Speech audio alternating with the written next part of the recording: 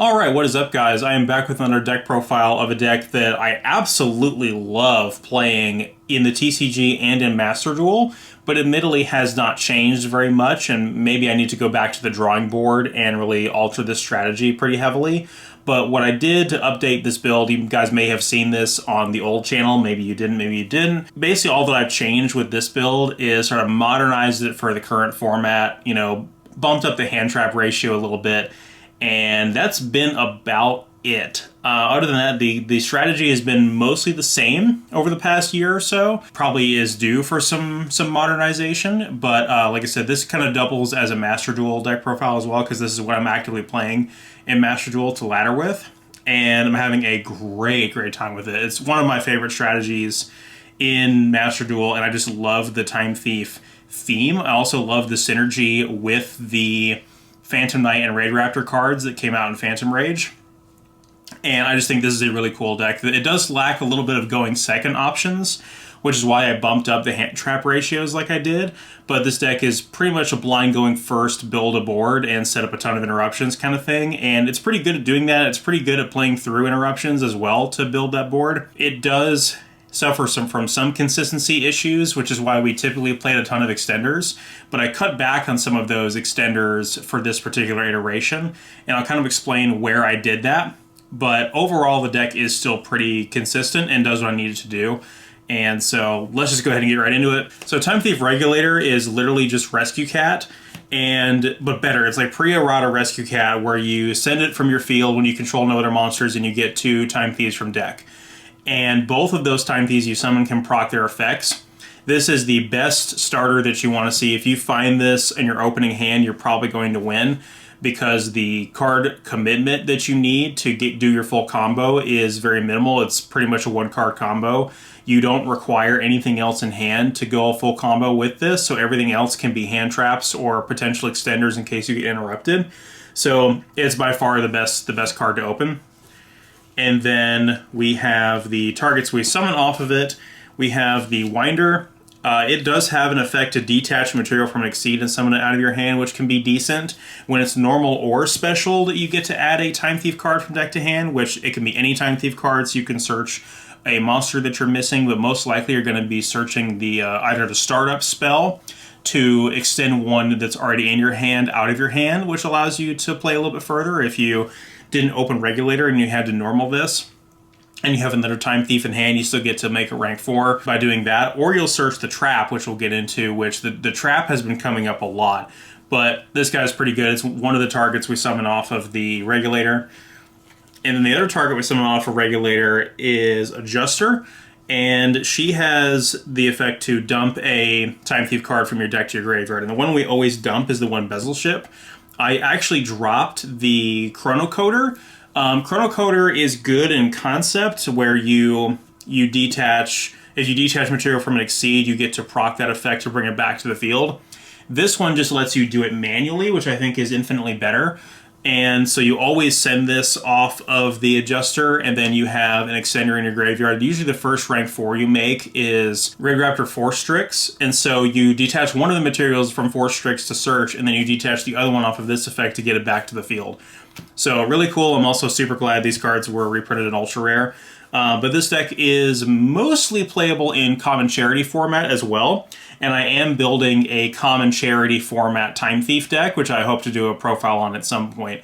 The Common Charity format is really cool, but also it's not a solved format like other legacy formats are, because something like GOAT has a finite card pool, whereas the card pool for Common Charity is ever-changing with every product release. With the Albaz Structure deck that just came out, we just had cards like Ghost Ogre and Pot of Extravagance were added to Common Charity as a result of that product, so shakes up the format quite a bit. I am on the Hat Tricker still. That's the one extender I do have. This one seems to come up the most often and be one of the easiest ones to do. I dropped the Parallel Exceed and the Dinotherum and the Luna Dark Spirit. Those are other options you have as extenders.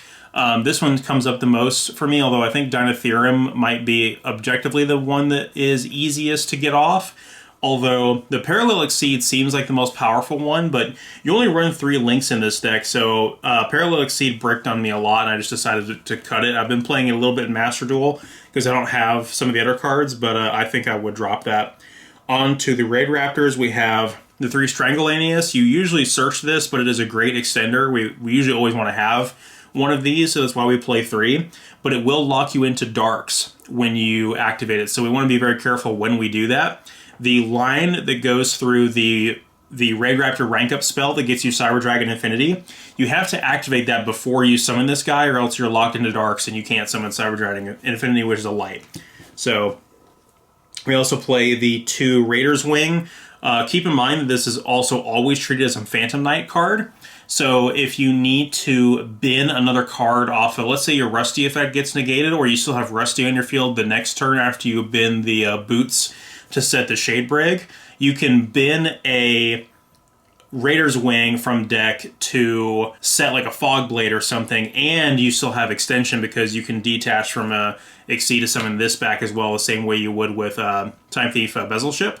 And it's just insanely strong. So it's a great extender. We usually summon it off of the effect of Wise Strix, and playing 2, if not 3, is always really good to see. We have the one Singing Lanius and the one Mimicry Lanius. We always search this off of the 4 Strix. It's a free special summon from hand, which gives us our Link 2 in order to... It gives us our 2 Wing Beasts on the field to make our Wise Strix. And then this ends up being like the last Raidraptor card we search, and it does have kind of a nice recovery effect from the graveyard, but I'm thinking about cutting this card. Its effect doesn't come off a lot, and it has a lot of restrictions. So I'm thinking about cutting that, but it's still in the list for now and hasn't been too bricky. We just have the 1 Boots. We always bin this off of Rusty to set the Shade Brigandine to the field, so the Shade Brigandine can be material for Time Thief Doer, because we want to have that trap material on him so he gets the interruption effect. For the hand traps, we have 3 Ash, 3 Phantasme, actually, and then 3 Nibiru. I didn't resleeve these other 2 Nibiru. I think, ideally, I would like to be playing Ash, Ogre, and Nibiru, but Phantasme does come up a lot. I mean, there's a lot of decks that just this card does nothing against, decks that don't play Links, but if that is the case, you know, side them out. If I was going to my locals right now, I would probably put in Ogre or Bell over Phantasme, because right now there's just so much branded, and Bell does a lot of work against that, and so does Ghost Ogre, but if they don't link in anything, then Phantasme is never going to come up. But it's been one of the better, especially if you're dark locked, it still comes up. So I think it's pretty good in that regard. Nibiru and Ash are crazy, obviously. I think they're the correct choices there. But yeah, I knew I wanted to play at least three play sets of hand traps, and that would kind of change up my ratios a little bit. So I took out some of the extenders just to make room for more hand traps. Is the biggest change I've made to the main deck here. I'm also playing 3 Startup. This is technically an extender, and I know this is kind of a contentious card for a lot of Time Thief players. I need to get the 3rd ultra rare copy so we can put this in my common charity one.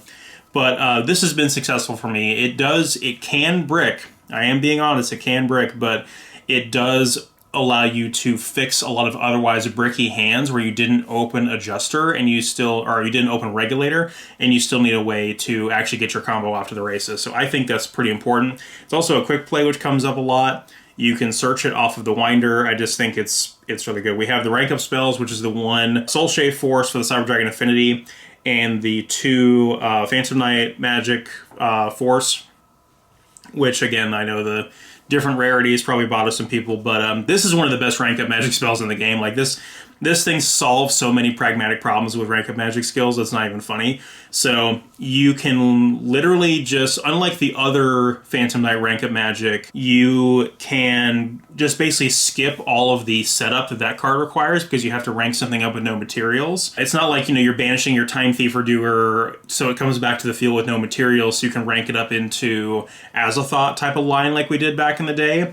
This is, hey, make Dark Rebellion and just immediately rank it up into Dark Requiem or Arc Rebellion, so that you get a negate going first or a board breaking effect going second.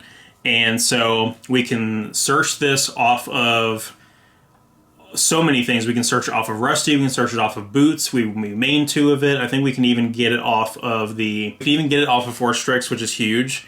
So yeah, just absolutely crazy card, and allows us to take advantage of the Arc Rebellion and Dark Requiem really easy. Last spell is Called by the Grave. And then the traps are one of the most important cards in the deck. So we have, of course, the 2 Fogblade. It's searchable. It's an extremely powerful monster negate, as you guys know. The Shade Brigandine, I'm actually considering maybe bumping that up and playing more copies of that, but we always search that as part of our combo because we want the trap material on Time Thief Redoer, so he actually provides interruption. A very powerful form of interaction as well. It's non-targeting, spin it back to your opponent's deck, and then in the next standby phase, whatever card that was, you just eat it. He literally just steals it off the top of your deck. A wonderful marriage of mechanics and theming there with the Time Thief cards. Just excellent, excellent design all around. We have the Time Thief Retrograde, which is a spell and trap negate counter trap, which again is searchable off of the Winder. So if you know that let's say if you're going to end in a more simplified board state where you can't go completely ham full combo, but you can at least end on rank 4. Maybe you have one of your guys plus the Shade Brigandine, and so you're able to make a Time Thief Redoer with a Nightmare Unicorn effect essentially, and then a spell and a trap negate on top of that. That's pretty strong even of itself. So even just the Redoer with this set is pretty good. And then the last main deck card is the Phantom Knight's Claw, which is a really, really good counter trap for Raidraptors and Phantom Knights. It's searchable. It negates a ton of things. You can negate hand traps with this. You can negate Nibiru with this. I think it's really strong. A lot of times you don't have room for it on your board if you're already trying to set the rank up magic and set the Time Thief Retrograde and set all the other stuff, but it does come up, and I just think it's just such a good card. As for the extra deck, we only play 3 links. We have the Strix, which we use in every combo, the Rusty, which we use in every combo, and then the Boral Sword to close out games. It doesn't come up very often, but we do need some going second options, so that's all we're really playing as far as that goes. And then the Exceeds, we do have 2 of the Force Strix, so I think it's crucial to play 2, because if you're doing the 1-card combo, you need to activate both of them in order to do the full combo and get the Cyber Dragon Infinity on the field, because one of them you make your rank 4, you make one of them, you search the Singing Lanius, drop that out of your hand, so now you have 2 Winged Beasts on the field. That allows you to have the materials, because if you're using the Time Thief cards, they're not Winged Beasts. So that plus the other one allows you to have the correct materials for Force Strix or for Y-Strix, and then once you do that, this will search your extender with this will search your Strangleanius, your extender, because this activated, it procs the other effect of Y-Strix to search the rank up magic spell. So if you're doing a 1-card combo, you typically need to activate both of these. Another alternate line you could potentially do is, because you're going into both of these, you could potentially overlay them and make Utopic Future Dragon, but we don't actually have the extra deck space in this build to play that, but I think it would be really cool. We're on 2 Redoers and 1 Perpetua, and Time Thief lovers will probably call this blasphemous, but I almost never go into Perpetua. I almost never use her at all. There's really not much of a point to me, because the Redoer gives you all the interruption you would really want. Another thing so I actually had 2 and 2, and I cut one of the Perpetuas to fit a Tornado Dragon in, because I needed more generic rank 4s. I needed some more problem-solving tools, so I decided to cut the 1 Perpetua for that. We don't play Double Barrel either for the same reason. And what's frustrating about the Common Charity Time Thief deck is neither Perpetua nor Double Barrel are available in common, but the entire rest of the Time Thief line is, well, I suppose Adjuster is not available in common either, but Regulator, Winder, Redoer, Retrograde, the other good cards are all available in common, so Common Charity Time Thief is pretty viable overall. We then have the 1 Dark Rebellion, which we don't really ever use this card to try to attack and break boards. We usually always rank it up into either the Dark Requiem, which has a Omni Negate and is really, really powerful if we're going first, and then the Arc Rebellion, which is just such an insanely powerful blowout card going second. It shuts off the entire board. It's the only card that can attack, but if there's enough monsters on the field, it will gain attack equal to all of the monsters combined, and then in one attack it'll swing for like 10,000, 12,000 damage sometimes. We have the one Cyber Dragon Affinity that we always rank up the Force Strix into that with the Soul Shave Force that we search. We have our life points to do it, but it gives us a very powerful Omni Negate on our opening board, which I think is worth it. We usually always find a way to go through that line going first. I do that all the time in Master Duel. We have the one Arsenal Falcon, which we basically rank up the Force Strix into that, and then we have it pop itself to float into the Ultimate Falcon. But you can also just use the Phantom Knight's Rank Up Magic Force, Rank Up Magic spell to go straight from Time Thief Redoer or Dark Rebellion and go straight into Ultimate Falcon. Like, it does come up. You just need to banish 6 cards out of your graveyard to do it. But sometimes that's worth it because this card is basically unoutable. Like, unless they're playing a Kaiju or something, they're going to lose to that card. And sometimes the burn damage will even kill them in towards the end of the game as well. So very few people know how to out this card. And so in theory, if I was comfortable always banishing like the 6 cards out of my graveyard, then the Arsenal Falcon could potentially just be cut, and we could just go straight from one of the rank 4s and just banish 6 cards and just make Ultimate Falcon the hard way. But it's pretty suboptimal to do that. It's easier to banish fewer cards. Some in the Arsenal Falcon have the Arsenal Falcon pop itself, and it floats into this one, and that's a pretty good combo. I actually don't think I have the Arsenal Falcon in Master Duel, or maybe I took it out to avoid the Banquet of Millions win conditions, so maybe I cut that deliberately to not run into that. So we can talk about the sideboard a little bit as well. The main deck is a flat 40 cards. I thought about, it may have some room to like main deck, maybe some back row removal or some consistency tools. If you can afford Pot of Prosperity, this is not a bad deck to play it in because you can kind of cafeteria pick and choose the cards you want to lose out of your extra deck. But other than that, it's pretty much exactly how I like it. There are no cards that I'm kind of gate-kept from playing in this deck due to their cost. The side deck is pretty much a copy and paste from my DD deck right now. And that's mainly because I have some reasons for that, but also I am not planning to really play this competitively at locals because I think power creep has just been unkind to it. I would say it's kind of a tier 2.5-ish kind of deck compared to the current meta deck. So like, it might win you a few games, but I don't expect it will keep up with like the quote-unquote based deck, which I absolutely hate that as a title for a deck, or the branded Despia. It's not going to keep up with that stuff. But I still think it's objectively pretty strong, and it would be fun to play around with at a local level. But it probably won't win you the entire tournament or anything like that. And in Master Duel, there is no siding, so it doesn't even come up there. So, but I can justify a lot of the decisions. So we've got Bell, we've got Token Collector, we've got Lancia, we've got Twin, and we've got Chalice. So I just decided everything is play sets because of the siding pattern. And we're basically siding out Phantasme for one of the other hand traps. Token Collector is crazy against the meta right now, and having a level 4 body out of it is really cool as well. Lancia wins a lot of games on its own.